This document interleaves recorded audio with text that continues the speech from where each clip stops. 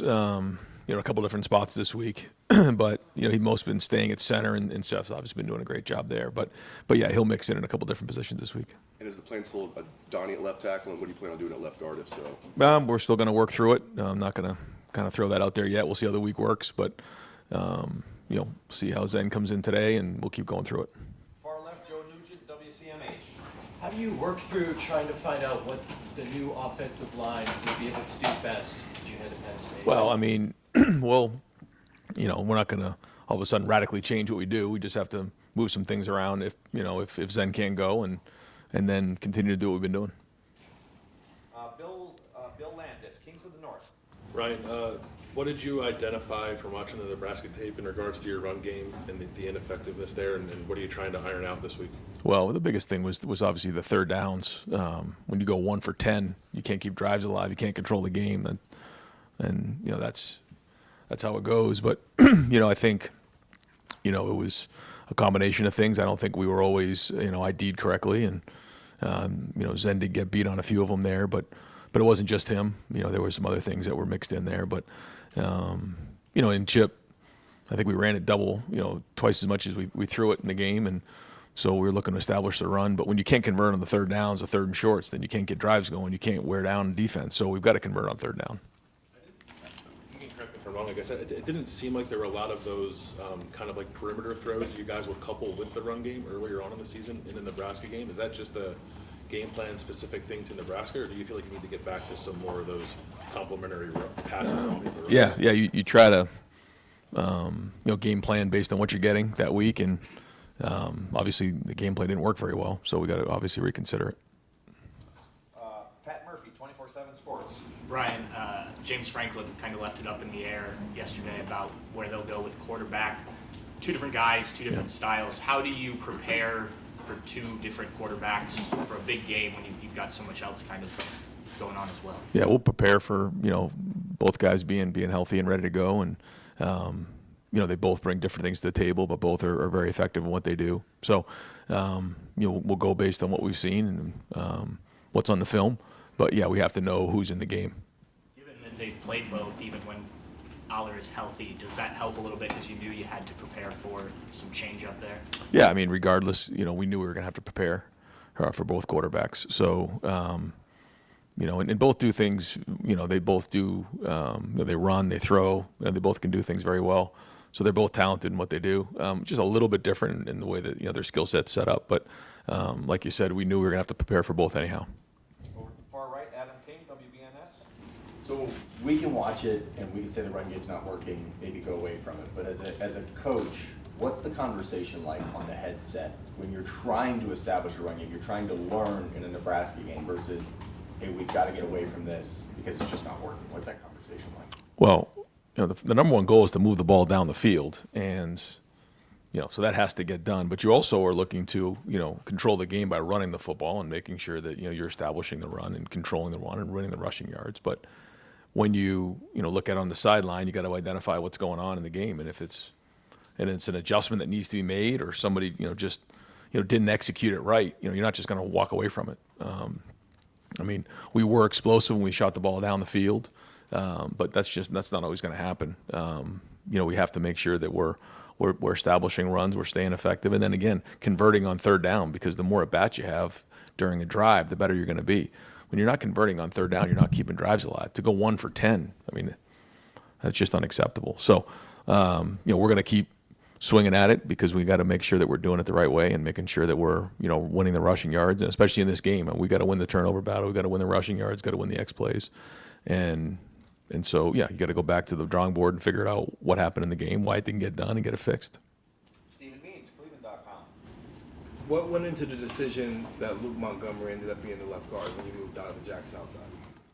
Yeah, just based on practice. We have the 1s and 2s, and Luke had been practicing at left guard, for the last couple of weeks, and Austin's, spending time at right guard. So where we were in the game, we felt like Luke had more practice reps under his belt at left guard. And kind of to what Adam just asked you, obviously, yes, logically you control the game by running the ball. Maybe this is an oversimplification, but can you control the game by just throwing the ball as well?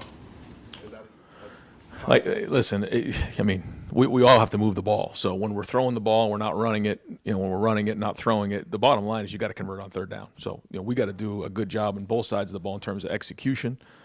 We got to put the players in a better position to be successful, and we got to move the football. That's the bottom line. So we can look at run, pass, this and every. I mean, the bottom line is we got to convert on third down. We got to have a balance of running and throwing, and move the ball down the field and score touchdowns. I mean, that's what it comes down to. So. We can talk to our blue in the face about, running and passing. You want to balance. You got to execute better. That's the bottom line.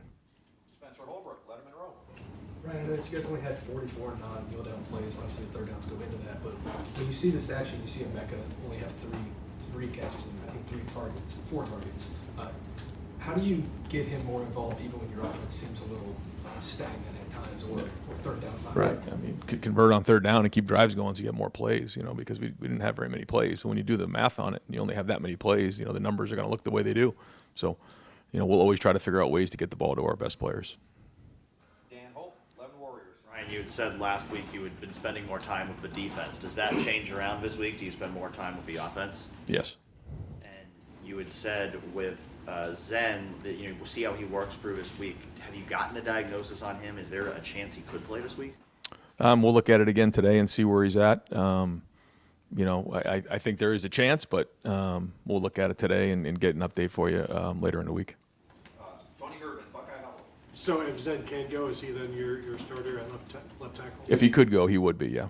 And how much of that is trying to come up with the most seamless move rather than maybe the most painful, but perhaps the more, I don't know if it would be better or not. Obviously, we try to put the best lineup out there. Yeah, you got to put the best lineup out there and have enough, to not only just win this game, but be able to play the rest of the season. So you got to think of a short-term plan, and then you got to come up with a long-term plan. So, we'll do everything we can to win this game, and that's where the focus is right now. Don Taveri, WBNS. What's the mood of your club coming in this week, Coach? What a unbelievable opportunity right here. I mean, this is a chance to go to Indianapolis is on the line, and our guys are excited about playing in this game. I think the defense got a lot of confidence coming off of last week, the way that they played and creating TFLs and winning the game in the fourth quarter. I thought they were flying around, and so if we can get the offense playing the way it has in the past, combined with the way we played on defense this past week, then that's what we're looking for in this game. But How about your quarterback after the game? He said that he's been waiting his whole life to play in that stadium, to play in this game. He's got a chip on his shoulder. What do you expect out of him? yeah, just like everybody else. I mean, for Will, he grew up in Pennsylvania, so I guess that's a little bit different for him. But for everybody else, I mean, again, just like the Oregon game was, this game's been circled on our schedule. We know what's at stake here, so we're gonna have a great week of practice, great energy in practice, and we're gonna go into that environment and go, finish the way that we didn't have an opportunity, or we didn't do 2 weeks ago. And so now we have another opportunity to go do that in this game. So now we got to go finish it, win the game in the fourth quarter. We know it's going to take 4 quarters in this game. It always does when you go play in this environment. It's a very difficult environment to play in, but we've been in this situation before. Our guys have been in this situation before. So now it's go time to we'll go win this game and get a top 5 victory. And that's what the guys are focused on right now. The coaching staff, everybody in the building is the focus on winning this game right here. Austin Ward, the podcast. Ryan, you mentioned the tackles for loss and finishing the game in the fourth quarter on defense. After that 2-week stretch, how different was Saturday for the defense? What was the evaluation overall there? I thought we played with more precision. I think we got lined up faster. I thought we played with better pad level. I thought we played faster. Just everything about it was crisper to me than it was certainly in the Oregon game. Now that game has been played, what was the one thing you wanted changed the most? Yeah, I mean that's a good question. I'm probably not going to get into it right now. But I mean, there's a lot of things that came into play, and I'm going to kind of leave those questions right now for in the meeting room, or leave those conversations for in the meeting room. But the bottom line is, it's our job to make sure we're putting our guys in the best position to be successful. I know I keep saying that over and over again, but we got to do that as coaches and allow them to play fast. And we got to do that again this week. These guys, throw a lot of stuff at you. You got to be able to handle it. And we want to make sure that when the game comes down to the fourth quarter, our guys are able to go play and win the game in the fourth quarter. We've got to be able to do that on offense and defense in this game. It's a coach's job to make sure that happens. Dylan Davis, Delaware Gazette. Sticking with the defense, over the last 2 games, there's been a sizable gap between your starting 4 snap count and the guys behind them. Are you comfortable with that, or is that just a matter of those guys need to be on the field, those are your dudes, and they need to play more, or how's that shaking out? No, I mean, I definitely think we want to rotate guys, but when the game's on a line like that, we got to make sure that we're getting stops. We did that. We'll have to do that again this week. But yeah, I mean, we got to get K-Mac mixed in more, Hero mixed in more, Kenyatta, Caden Curry, and make sure that our guys are fresh in the fourth quarter. Joey Kaufman, Columbus Dispatch. Ryan Jeremiah obviously came in here with high expectations, and he's had a touchdown in every game. As far as him living up to those expectations, what has allowed him to ultimately do that? Well, his consistency and the way he practices is very very mature again for a young player. And now you're getting into the second half of the season, and sometimes some of those freshmen can start to fray a little bit. That's not the way he's been. I mean, he's been better every week. The way he's practiced, the way he's handling himself and his preparation on a week-to-week basis, taking care of his body, making sure he knows the game plan, getting himself to ready to go play in these games. And I thought for a young player, he handled the environment a couple weeks ago really well. He's going to walk in another environment here, but he'll be ready. That week of preparation right here leading up to the game is going to be critical. But up to this point, that's been excellent. The way he is on the field, he doesn't want to miss reps. He'll stay after practicing, make sure that he's running the reps with the quarterbacks to make sure the timing is right with Will. So all those things lead to execution on the field.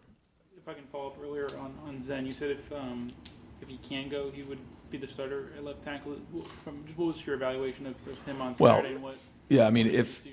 And if he can go, we'll continue to evaluate kind of where we're at.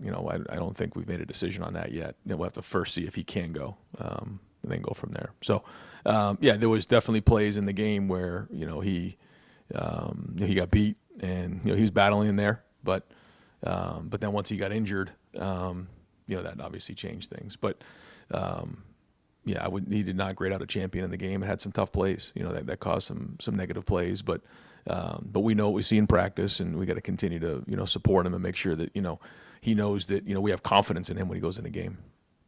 Stefan Kreisnik, Cleveland.com. You talked in the past about going into the season, you didn't need Will Howard to be a superhero. You kind of just needed him to make the plays that were there available. Well, when the offensive line struggles, do you feel like he has a sense of trying to do too much at times, or do you feel comfortable about how he's kind of responded in a situation where maybe the offensive line hasn't been up to par? No, I don't think he's forcing the action. He had that turnover, which was big in the game, but I feel like for the most part, he's let the game come to him, and we did not do well on third down, and so we got to do that. But that's everybody involved, not just him. But we need him to play well in this game. He's not the only one, but he's got to take care of the football, and like you said, make the routine plays on first, second down, play well on third down, and score touchdowns in the red zone. Andy Backstrom, Letterman Row. Yeah, Ryan, is there any status update on Lathan? And then secondly, what was your impression of the way the defense handled his absence with that rotation of himself? Yeah, we're excited to get a full week of practice out of Lathan, so we'll kind of see again how the week goes with him. But good to know that we built some depth back there for Jordan Hancock to move into another position going into last week's game with just a week of preparation. I thought was excellent, and so we do have some flexibility there, moving him around. I thought Lorenzo Styles and Jermaine played well in that game as well, both graded out. So that was good to see because obviously the depth back there was a little bit of a concern, but then Jalen McClain, gave us some quality reps back there. So there was quite a few guys getting reps. So, now we'll go into this game now with Lathan, coming back, kind of figure out what that looks like going into it. Cameron T. Robinson, The Athletic. With Tiger and Austin at right guard, how has that been? And have you wanted to see more separation from the two than you have, or have you seen that? Yeah, I think they're both, playing solid football, but yeah, we'd like to see them both take the next step. And on Arbel, what's the word you got from the Big Ten about that targeting call and then taking this?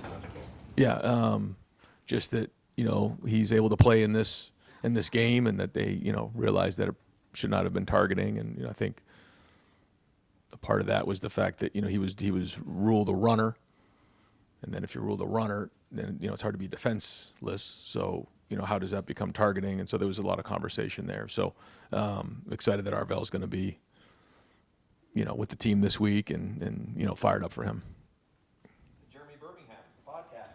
Ryan, most of the offseason and through the summer, there was a ton of talk about how this veteran team, the most veteran team you've had, lots of player-led stuff through the summer.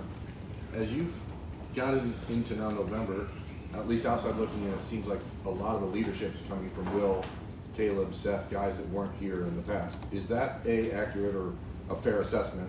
And if it isn't, can you give a little insight into which guys that are holdovers are actually leading this team? Yeah, I think Cody Simon's been excellent. I thought he played one of his better games this past Saturday. I think, you really feel Jack when he's out there. He's strong. I mean, he loves the Buckeyes and just, drives everybody in practice. You feel and hear him a lot. Lathan, not having Lathan there, was, but I thought even on the sideline, Lathan was in it the whole time. So it was good to see him support his team. He's a vocal leader for us there. On offense, like you said, I think Will's really done a good job of that. I think, Mecca as a wide receiver, is a great leader. And I think Seth has really taken on the responsibility of the guys up front. But, when you go 1 for 10 on third down, execution fuels emotion. And, when you're not converting on third downs, it's hard to get your rhythm going. So I think, the guys were a little bit frustrated on Saturday. So we got to do a better job executing and converting. If I can just spin off of something totally different. As an offensive play caller, when you're looking at your offensive alignment and you see defensive ends and like wide line stuff, how does that change the way you would attack a defense? Well, yeah, I think every defense has its own, approach to start with. And, sometimes, it's outside, playing defense where you're kind of forcing everything inside, or it's an inside playing defense that's kind of forcing things outside. And just depending on, how that coverage is set up, how the front is set up, it has a different philosophy. Bill Rabinowitz, Columbus Dispatch.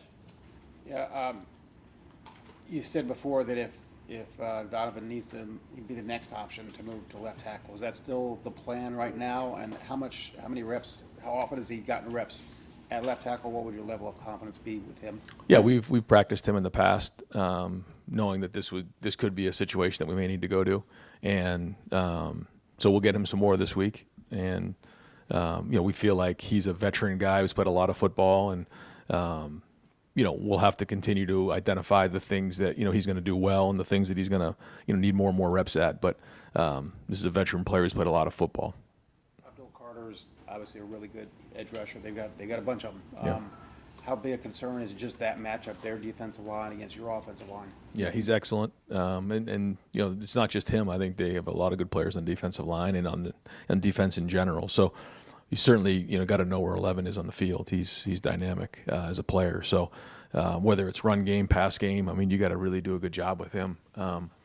And I think, like you said, there's other guys on that line that are really good as well. So it'll be a challenge for our guys, and so we got to have a great week of preparation. And I think our guys are going to be fired up to play in this game. And I think it's a great challenge for our guys up front coming off of last week. So we're in it now, and we got a lot in the line this week, and so here we go. We got to go win this game. Thanks, Jerry. Brian, just two quickies. Number one, I know you can't talk about it too much, but the concern level of the replay review immediately in the stadium, in the command center at the Big Ten, not finding what was found later when the explanation was done. Where is that, I don't know, in your concern level from the standpoint of there was a fumble on that play and Ohio State got the football. You understand what I'm saying? Yeah. So it doesn't do any good on Tuesday to get, something fixed. So I guess what kind of concern have you voiced about that you can maybe impart? Well, as you can imagine, there's been a lot of conversation, and it's gone on for quite a while. But it started, most recently, when Denzel had his situation, and we talked about being a little bit more, not being as technical with it. and then we kind of got into this weekend, and it seems like, you know, we kind of fell back into that a little bit. So, you know, without getting into the details of all the conversation, you know, it's very difficult to try to coach, you know, these players on what exactly to do in that situation. And so, you know, I think what Arvell did in that situation is about what we'd expect someone to do and react in that moment right there. You know, trying to go win the game with the game on the line, and you know, he keeps it. You know, from what I believe, he keeps his head out of the tackle, and so it's frustrating to think, you know, with everything on the line, and you know, you're trying to teach the guys what to do.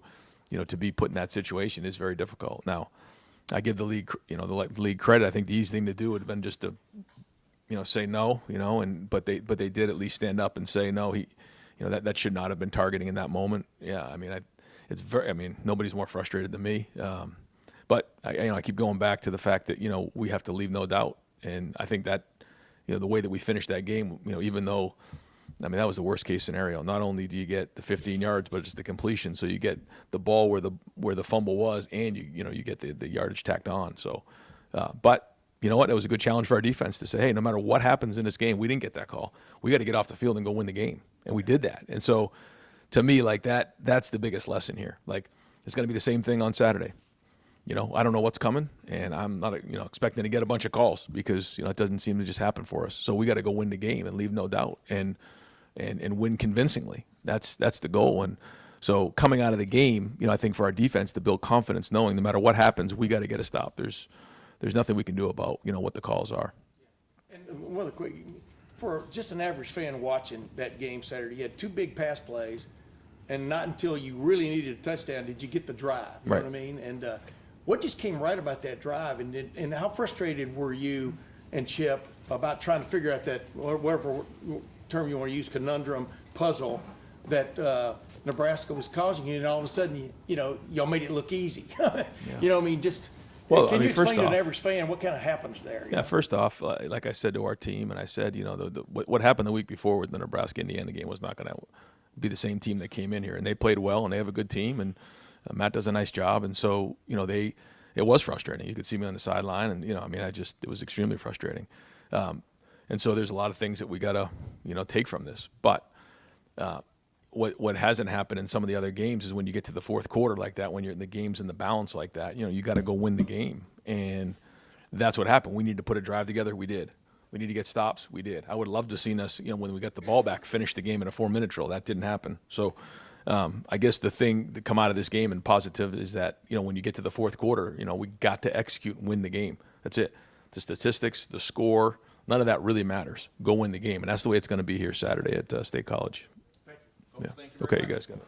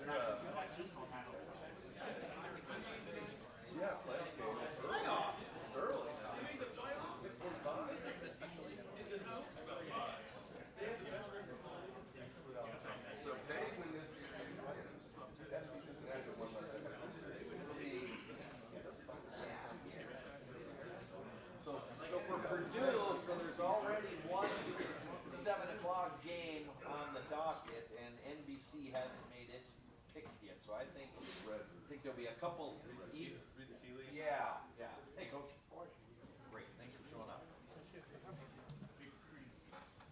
All right, folks, we're going to spend a little time with Coach Kelly over here to the right, Adam King, WBNS. Coach, I know I'm not a play caller. I understand that, and it can be sometimes from a fan perspective to say, hey, these other teams are running trick plays and they're trying to get the defense off and running flea flickers and stuff.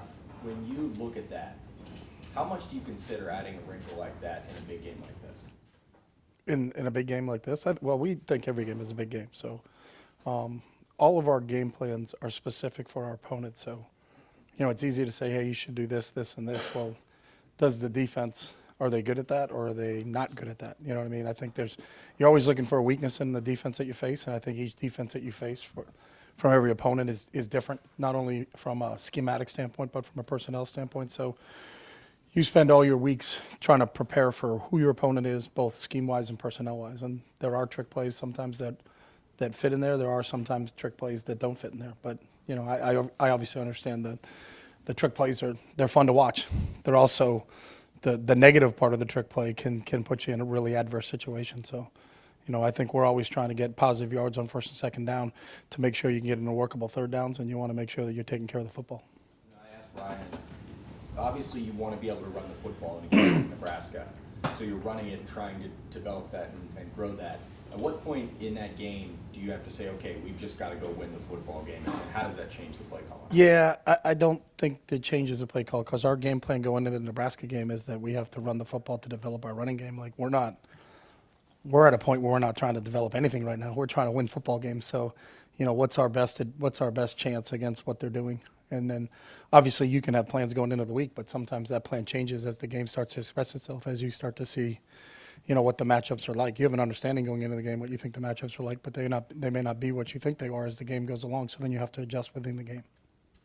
Jeremy Birmingham, podcast. Chip, is there, as you head into a weekend like this where you're going to probably see a lot of pressure, again, you're talking team-specific, scenarios, but does that maybe force Will to be more involved in the run game? That, like, as you head into these days of practice, is that something that you're thinking about? Because it seems I think it Saturday- depends on who you're playing and what they're doing. Sometimes people generate pressure by just rushing four guys, and that doesn't, and they're playing coverage behind it, and they can do a good job of taking care of your quarterback. Other people's version of pressure is to blitz 7 or 8 guys, and there's an opportunity at those times when there's a hole in what they're bringing at you that you can pop something like that. So again, I think it depends on each team. The one thing I know about this team is that they're extremely sound.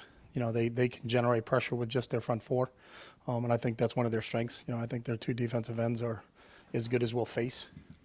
They got a really good interior defensive tackle in Durant that can generate pass rush. So, I think the luxury when you have a defense where you can generate pressure with just the front four, then you can play a little bit more coverage, play a little bit closer to receivers because you think those 4 guys are going to come home. So their blitz percentages aren't as high as some of the teams that we play because those 4 guys up front can generate that pressure.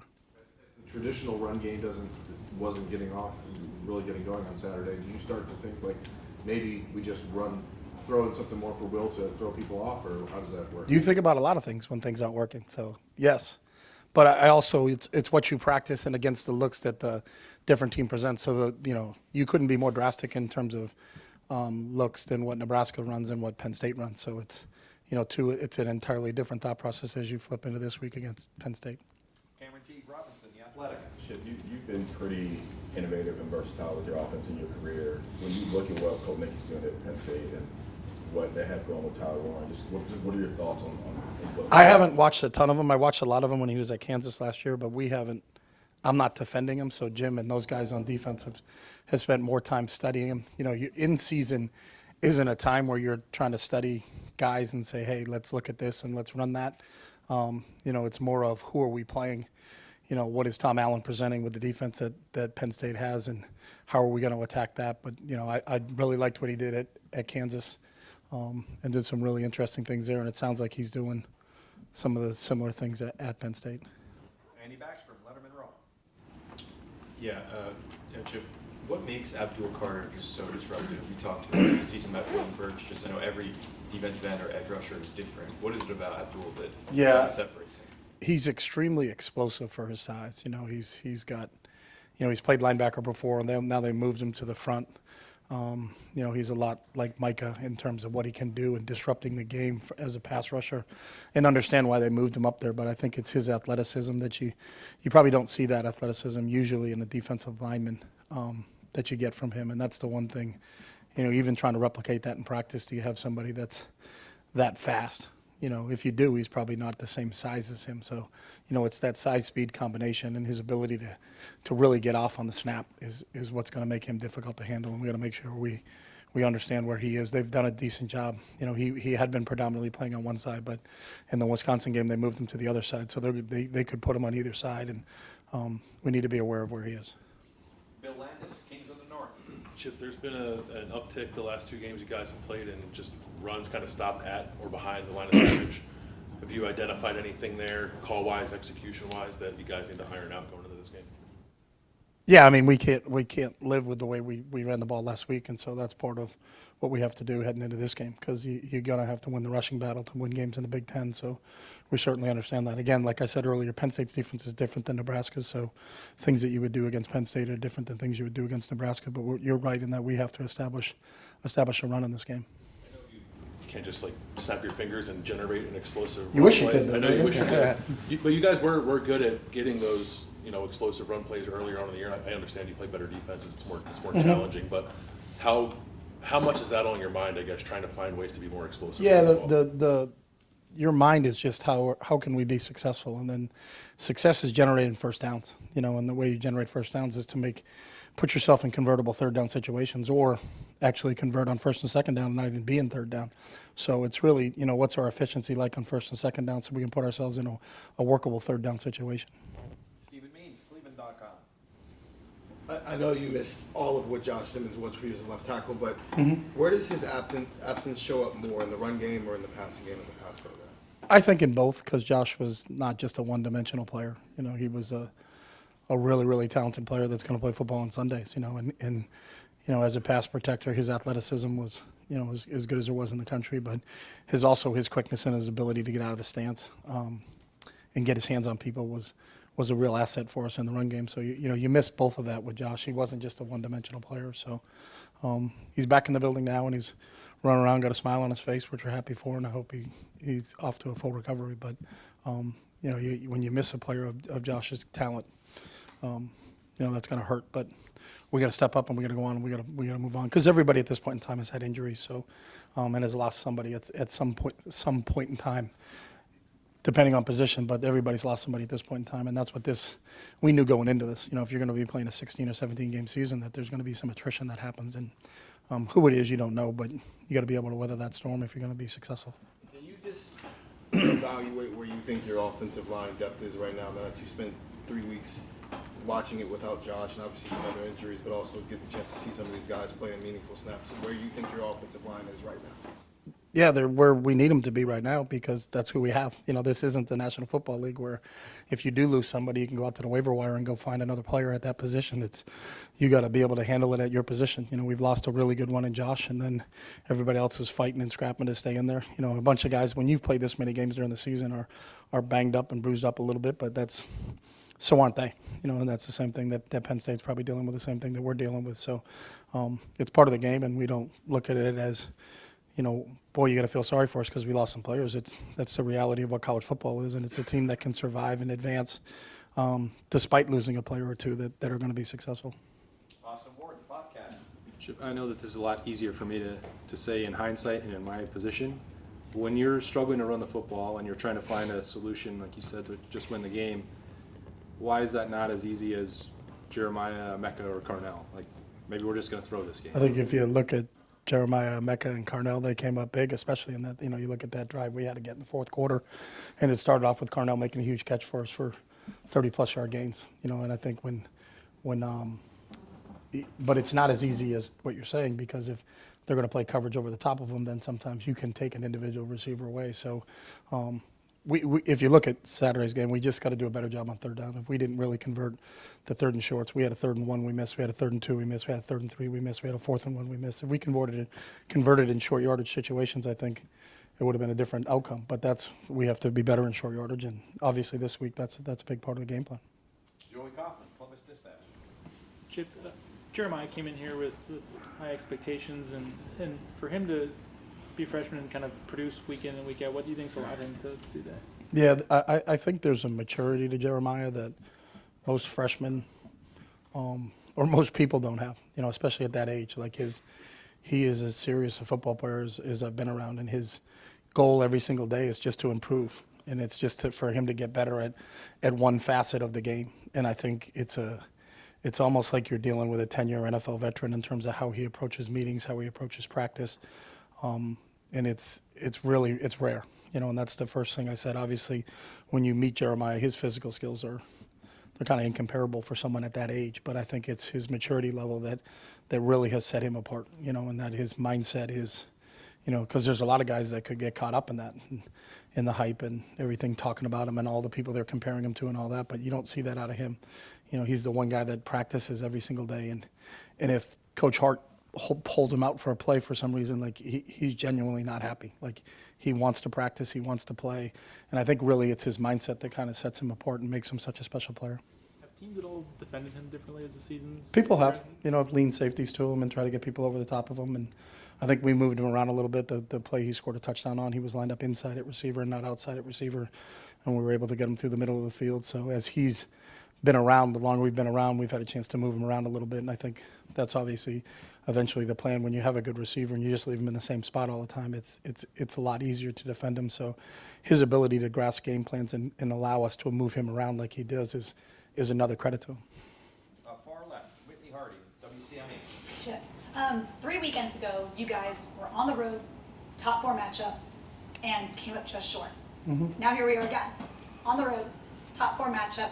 How do you see this as a chance to redeem isn't the right word, but an exciting opportunity to kind of show, like, yes, we can win these tough, close matchup games like this? Yeah, I don't think you compare either game to each other because I think they're their own separate entities. But, when you look at the schedule and you're playing Penn State at Penn State, that's enough to get you excited. That's why you play, and that's why you came to school here, is to play in games like this. But you came in here to win games like this. So it's about our preparation. I think this group it's a little bit of an older group, so I think they handle how to practice each week really, really well. I think this team practices really, really well. So, it all starts for us because today's our first day, is having a really, really good Tuesday, having a good Tuesday in meetings, having a good Tuesday on the practice field, and then learning as we start to implement what our game plan is. I don't know if you heard Will's comments after the last game about how he feels going into this game. Being from Pennsylvania, he said he's stoked. He always wanted to play there, and he, in his words, maybe wasn't good enough, and he hopes to show that he was. Do you hope that kind of juice kind of infiltrates the rest of the team going into this week? I think our team is extremely intrinsically motivated, and it doesn't take, because Will's going back home, for Trayshawn to say, all right, now I'm going to take this game a little bit more seriously. I mean, you watch how he practices and how he prepares. He takes every game serious, and I think he sets a tone. So that older group, Will, Trey, Donnie, those guys that have been around and played a lot of football in their college careers understand the magnitude of this football game. Tim May, Letterman Road. Last question. No. Oh, I thought that was a tradition. I was hoping it was a tradition. So the motto this week isn't "Where there's a will, there's a way." I'm just being smart. That's a good one. You should get a T-shirt made. Yeah, I know. NIL. There you go. As you look back on last week, I mean, the Oregon game, speaking of that, a lot of short yardage situations. Y'all even got into robust T, is what I call it. One time, I think, in the middle of the field and stuff. And two backs look anyway a lot and stuff. I don't remember seeing that, if at all, on Saturday and stuff. And I'm just wondering, as you're sitting there in the press box, are you continually going through your mental Rolodex about how do we get this fixed? I mean, what's going on here?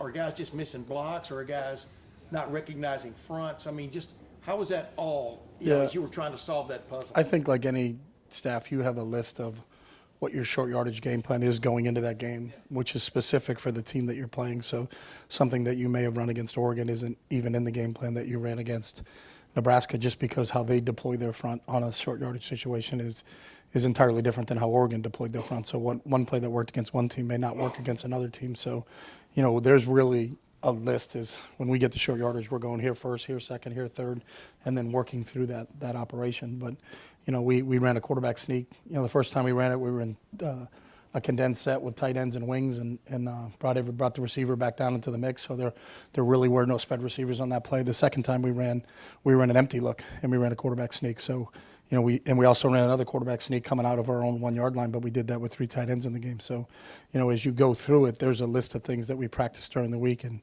we're calling what we do on Saturday based upon what we did during the week because of who our opponent is. And so, but when you come off a game like that where literally the work on third down was poor, you know what I mean? The conversions on third down was poor. Do you just throw that in the trash? I mean, what, you know what I mean? Well, I guess what I'm asking is, what do you think y'all got wrong in that respect?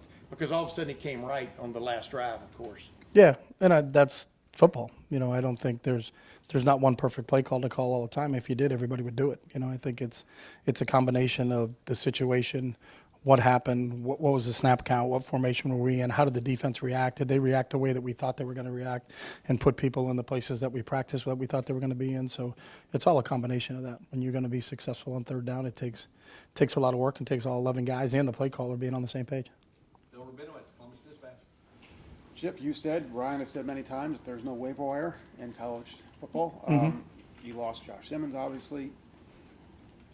This team still has the same championship aspirations it always has. Sure. How confident are you as an offensive coordinator that this offensive line, as it is right now, can take you there? I'm very confident. I watch those guys every day, and I think there's a really good group of guys. We lost one in a really good one in Josh, but you know, there's a bunch of other guys there that I think are really, really good football players. So I think we're really confident and excited about this challenge that Penn State presents for us. And if Donovan has to move to left tackle, what's your level of confidence with him? Obviously, he's a very good guard. Never played tackle in a game. Yeah, I think Donnie could play anywhere on the offensive line. He's that type of player, and I think the best combination is, you know, I think first off, we've got to find out exactly who's healthy by the time game time rolls around, and then we'll put together what we think is going to give us our best opportunity there. But we're extremely confident in Donnie if he had to go there. And final question, Tony Gertman, Buckeye Huddle. Chip, aside from the 2 runs for 70 yards for Travion against Oregon, Travion and Quinshon have averaged about 2 yards a carry the last 2 games. Is there any common denominator there for why? I wouldn't say there's a common denominator. I think on each specific play, there's probably a reason. Is it a missed block or a misread, or did we, you know, have a check that we're supposed to do? So there's always a lot of different reasons for it. If there was, then it would be easily you wouldn't do it again. You know what I mean?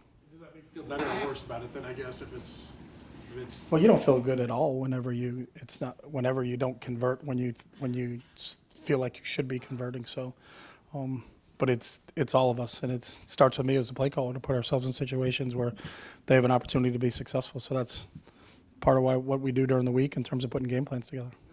with Will? How much of last week did he have the opportunity to read more, or keep as much as he has in previous games, or were those more handoffs? No, there's probably the same fair share in every game, but it also depends. I think, you know, when people, maybe a misconception is, well, you got to run the quarterback more. But if that defensive end doesn't squeeze down and allow the quarterback to run, then they're allowing you to hand the football off. So they want you to hand the football off. So, a lot of that part of the game, just in that specific play on zone read plays, is that not every zone read play does the quarterback keep the football, because if the defensive end does not close down, that's his read, then his job is to hand the ball off. So, again, if you're on defense, you could try to take away a lot of different things. It's just, what do you want to take away? We haven't had many specific, just straight snap the ball to the quarterback and have him run the quarterback power, like Tim Tebow would do back in the day. That's not what we are with him, but I think he can hurt people with his feet, and he has.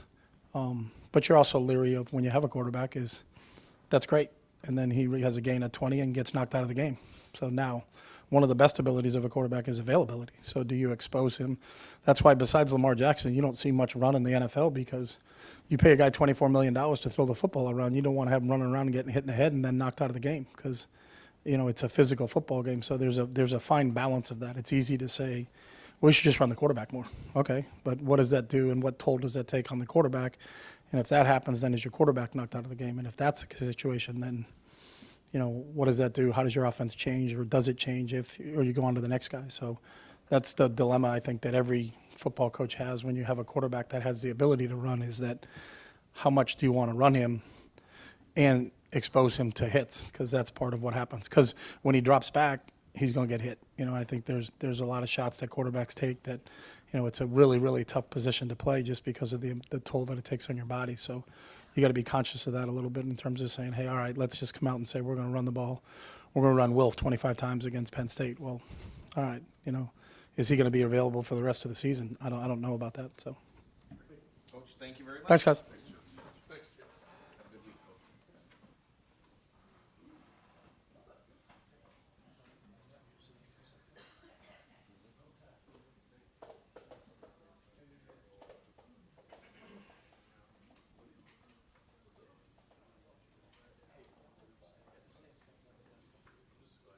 place that we stayed the last time? Mike, did we, in 20, whenever AJ had a surgery in 2020, did we stay in that place? So the same place that we played the last, stayed the last 3 years, or the third year in a row. Is that what it's on a golf course?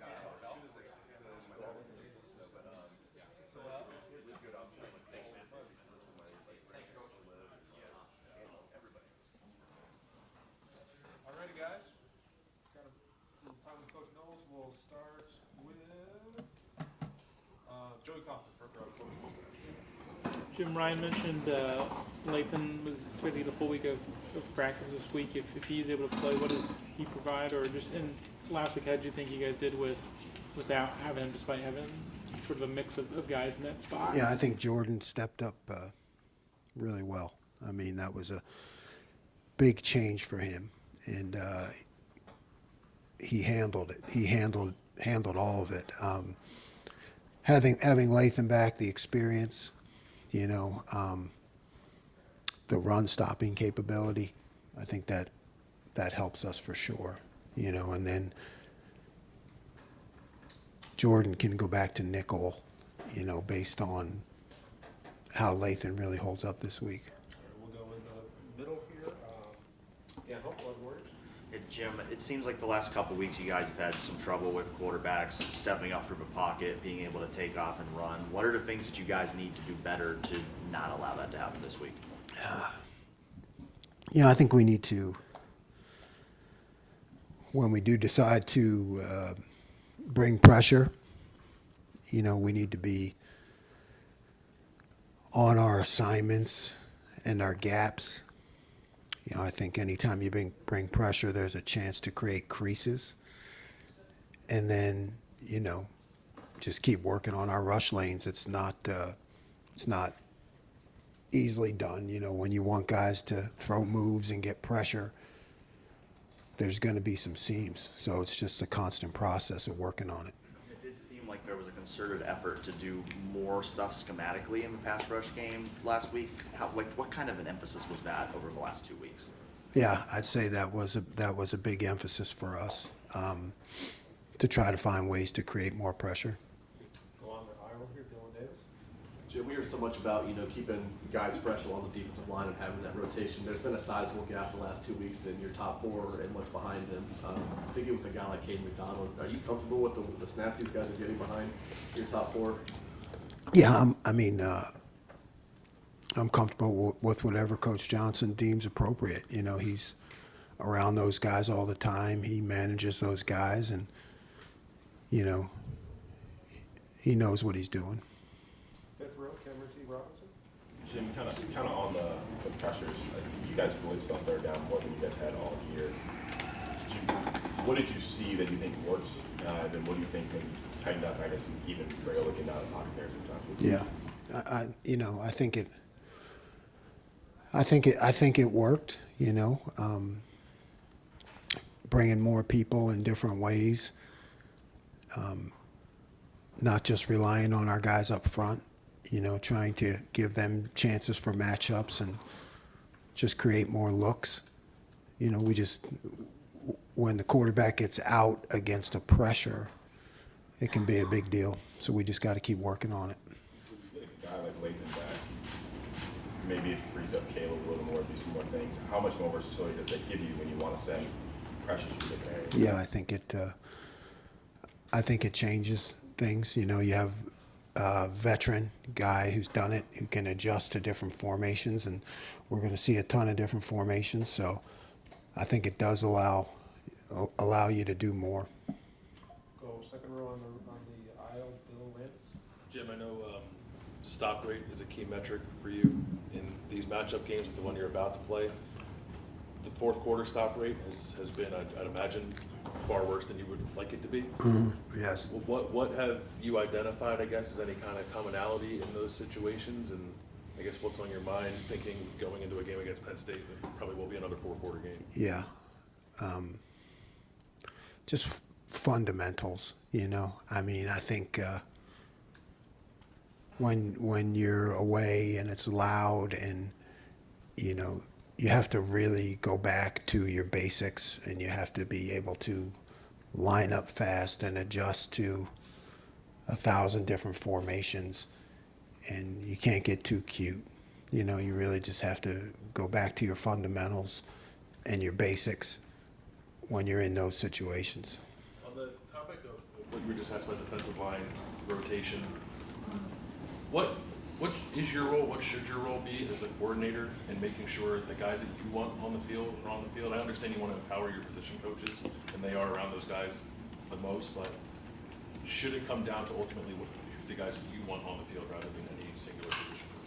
No, I think it always has to be it always has to involve the full group, you know, including the head coach. I mean, you have to operate as a team. You know, you always want to defer to the position coach. There are other opinions, you know, that people have, and you know, we all work together on it. But it's got to be all together. Go right in front, Austin Ward. Jim, when this team goes with that Rushman look and has Caden and Kenyatta inside and JT and Jack staying on the outside, what's the thought process there? I am an amateur, you are an expert. Just the eyeball test would tell you that maybe those should be flip-flopped. Yeah, I think it's you know, a constant experimentation. You know, I think who's good at what. You know, I remember a play earlier in the year with Caden matched up on a guard, you know, and he whipped him and got the clean sack. So I think there's a lot of experimentation there, getting people in the right spots and just seeing who works what best. Deep center field, Jeremy Birmingham. Jim, how do you coach a player out of defensive pass interference situations? And is there a moment when a guy like Jimmy Matthews, who's playing sparingly this year, you almost have no choice but to say, we need to put this other guy in there, because it seems like Davison has been kind of spotlighted by officials for his handsiness. How do you guys coach that? What's the thought process into changing it up? Yeah, we have to help them. I mean, one of the ways is to, which we'll be doing this week, to help Davison, is to use gloves during practice. You know, we gotta put the gloves on him. You know, so that he can't grab. You know, I like him being physical.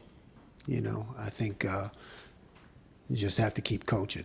You know, there are times, okay, you've won, you're in good position. You know, you can't latch on. You can't latch on at that point. But I still want him to play physical. I just like the finish to be different, and we got to find ways to help him. This past weekend, it seemed like Denzel and Davison maybe flip sides to start the game. What's the thought process behind that? You know, we feel that Davison is better being up more, you know, and fighting at the line of scrimmage more. So, you know, the thought is to switch those guys to put them into those positions. Front row, Dave DeBiddle. Jim, Penn State has a first-year offensive coordinator that brought in from Kansas. It seems like they're doing a lot more innovative stuff this year. What have you seen from them this year offensively, maybe that's different than the last 2 years when you guys faced them? Oh, yeah, it's a lot different. It's a lot different. You know, there are multiple formations and shifts, I mean, like all the time. So all of that window dressing to create stress on the defense, that's really a lot different. And then you add in the quarterback run game, that's a lot different. Fourth row middle, Tony Gerdman. With targeting and on-field refs disagreeing with replay officials disagreeing with the Big Ten disagreeing with the NCAA, what is an acceptable penalty for something that two people in a row can't agree on?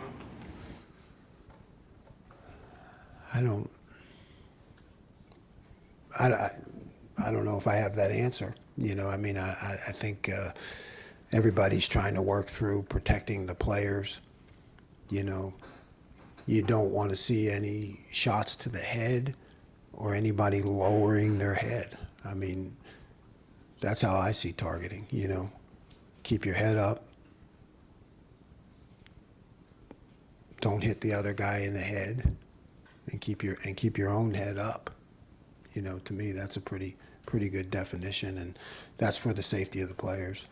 Should a player lose a game for something that 3 different people can disagree on? Yeah, that's above my pay grade. I mean, I don't know. Here to the front center, Bill Rabinowitz. But we did free Arvell, right? We freed him. Free Arvell.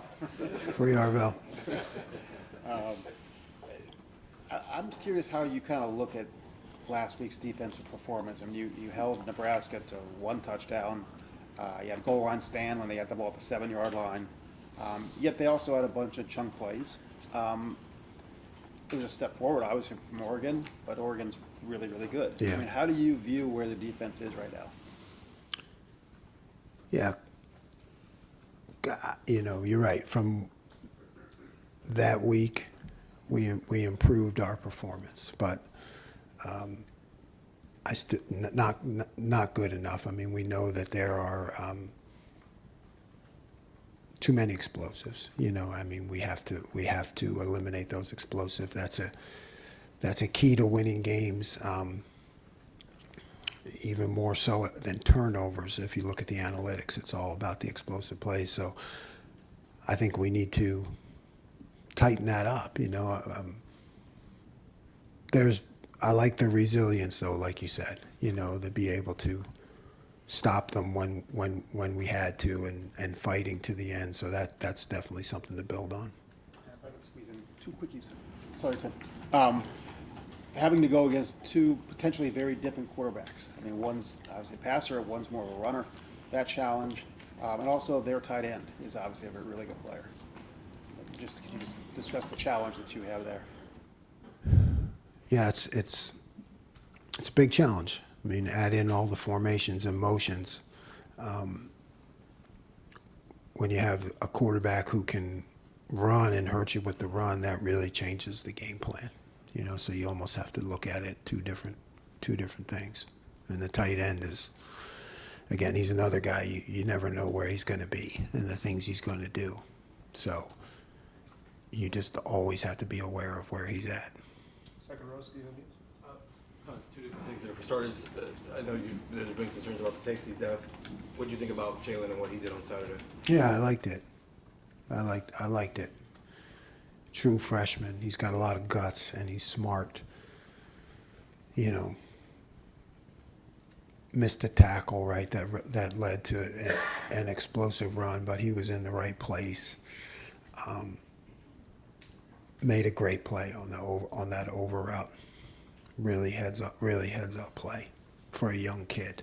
So I really like his progress and his improvement. And I think on all 3 of your sacks, you sent blitzes that got them there. But also, obviously, the way this defensive line has been recruited, maybe you're expecting more abilities to get pressure with just 4-man. Do you think you guys are generating enough pressure with just 4-man rushes through 7 games? Well, you're never satisfied. You know, you're never satisfied. But I think it's always a work in progress. You know, just getting those guys to do what they do best. You know, they're talented, they want to, they're coachable. So it's just a constant growth process. We'll wrap it up here in the front, Tim May. Oh, thanks, Michael. Do you tell JT this week, just do what you did 2 years ago? I mean, is that the plan? Absolutely. Yeah. Now, following up on that, how pleased, I mean, I guess how disciplined do you have to be when they do throw all that eye candy, that window dressing at you and stuff? What's the last thing you'd like to tell a player before he takes the field against an offense like that, where they will mix and match, but really kind of run some basic stuff out of it? Yeah. Do your job. I mean, it boils down to that. Do your job. When it gets to be a lot of those things they do, particularly with this quarterback, you know, it becomes like an option game. You have to be really focused on doing your job. And Denzel Burke, did he have the bounce back game you kind of wanted for him last week? Because obviously he had a tough time at Oregon, at least for a quarter and a half or so. What did you What do you think he got out of that? Do you see a little bit of difference in him this week? I don't see a difference. I mean, he's always competitive, always wants to get better. But yeah, I'm proud of him. I thought he bounced back. I think they went after him a couple times, and he did a great job. So I mean, I thought it was a strong performance by him, which you're happy for him to be able to be resilient and bounce back. All right, Coach, thank you. Thanks, Jim. Thanks, Jim.